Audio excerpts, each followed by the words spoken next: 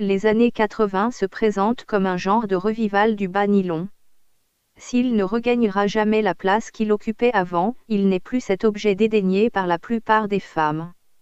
Il y gagne un argument de plus, celui d'objet sexy, chose qui auparavant n'était pas forcément présent dans l'esprit de toutes les femmes. Seuls les plus rusés l'avaient deviné. J'ai vécu plutôt intensément les années 80, je peux en témoigner à la manière d'une sorte d'historien, tout au moins en ce qui concerne les histoires de dessous et plus spécialement le bas nylon. Dans mes fréquentations, le sujet sans être constant était abordé quelquefois. Les hommes en parlaient sans doute moins, pour eux c'était plutôt au niveau de la rêverie, juste quelques allusions ou regrets. Comme je possède quelques témoignages que j'ai recueillis en direct, souvent en glissant le mot bas sans avoir l'air de rien dans la conversation, je vais vous en raconter un ou deux.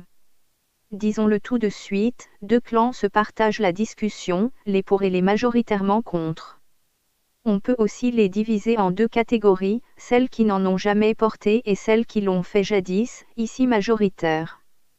Pour les contre, les arguments sont toujours les mêmes, ça fait pute, c'est pas pratique, je ne me vois pas avec ces trucs, oui, je l'ai entendu, ou certaines qui traitent carrément leur partenaire ou mari d'obsédé. Je dois dire que parmi ces dames si sûres d'elles, j'aurais assez vite tendance à soupçonner que leur couple tournait de manière plutôt routinière, j'ai même souvent constaté quelques divorces ou séparations.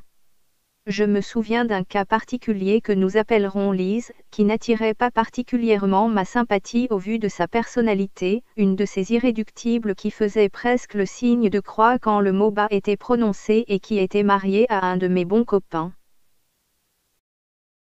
J'ai revu cette Lise bien des années plus tard, assise sur un banc en ville. Elle était complètement ivre et sa jupe plutôt remontée laissait deviner, ou plutôt ne cachait rien de ses jambes habillées avec de dim-up. J'avais presque envie de lui demander si la prochaine étape c'était le porte-jartel.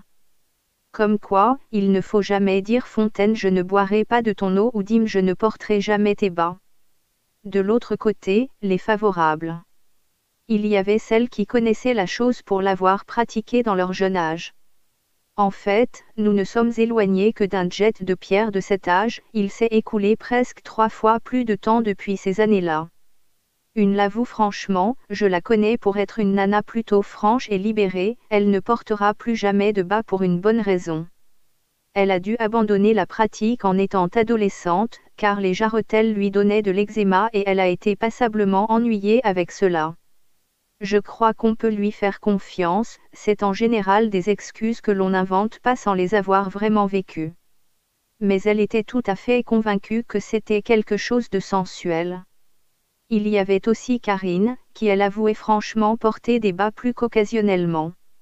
Elle a certainement formé avec son mari, l'un des couples pour lesquels les situations coquines passaient au premier plan parmi ceux que j'ai connus. À ma connaissance, elle a aussi entraîné quelques copines à franchir le pas, sans toutefois en convertir beaucoup de manière définitive. Depuis la fin des années 80, la libéralisation des mœurs continue de plus belle. Il n'est plus question de virer une présentatrice de la télévision pour avoir montré ses genoux. Il n'est certes pas encore permis de présenter le journal télévisé en étant nu, mais on assiste à des émissions plus légères. En 1986, débute le fameux Sexy Folie qui propose une émission nettement axée sur l'érotisme, on n'y parle même que de cela.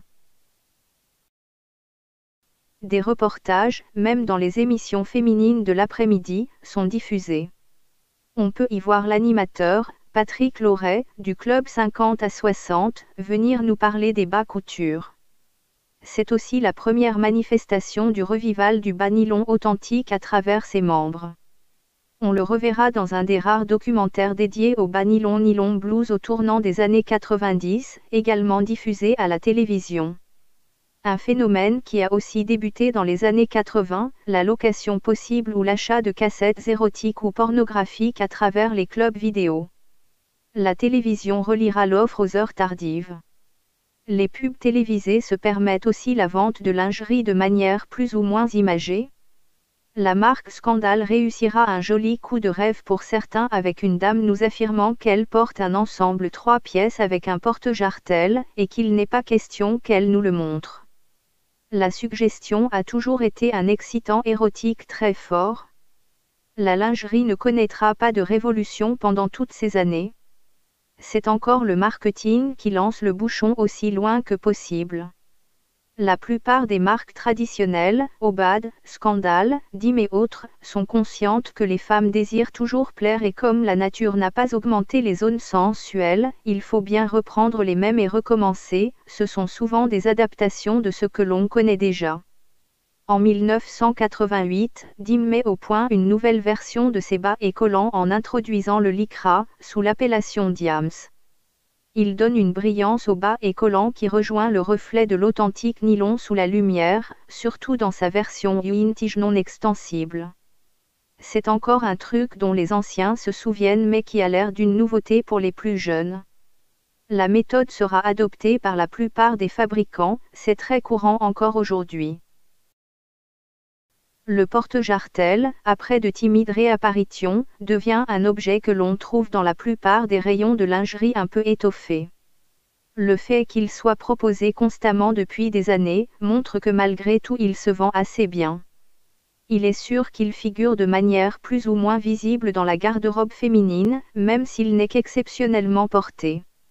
Il connaîtra un bon regain publicitaire quand Dim lancera son Sexy Kit dans les années 2000. Un bien vilain nom pour une si jolie chose, bien qu'encore une fois ce soit encore un objet inapproprié pour porter confortablement une paire de bas. Nous avons parcouru un siècle en sous-vêtements. Une soixantaine d'années où la femme faisait rêver grâce à des atouts et atours plus ou moins cachés. Une quarantaine d'années où tout a changé, pas forcément en bien pour son image sensuelle. Le monde a changé, tout va plus vite, conquérir une femme ou un homme est aussi une affaire de vitesse pour certains. Restent encore quelques vieux briscards comme moi, qui ne voient pas en chaque femme une citadelle à conquérir immédiatement, mais qui savent aussi la regarder comme on regarde une œuvre d'art dans un musée. Pour qu'elle devienne cette œuvre, l'élégance et la sensualité doivent en faire partie. Malgré tout, n'importe quelle femme qui porte des bas n'est pas forcément une femme élégante, il y a la manière. Cela peut s'apprendre, mais je crois surtout que c'est inné. Bon gré, mal gré, nous avons bien entamé ce nouveau siècle. Force est de constater que la lingerie a gagné de nouveaux galons d'or.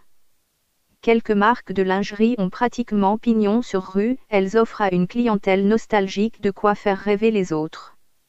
Il y a Servin, la Dame de France, Secrets Inless, What Katy Did, Agent Provocateur, Kiss Me Deadly, qui ont saisi le goût de l'authentique et savent le reproduire à la perfection ou avec un certain bonheur.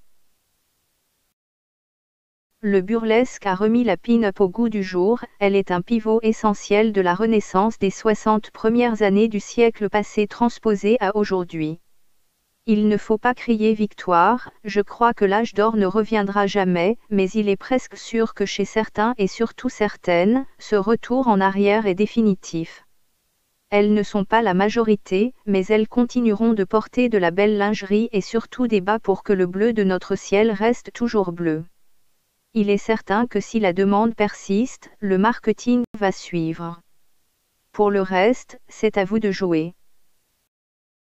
C'est quand même sublime. C'est d'abord esthétique avant d'être sexy. C'est quand même agréable d'être une fille, une femme qui travaille, qui peut se permettre de porter des porte-jartelles parce que c'est effectivement bien plus joli, bien plus féminin, bien plus élégant.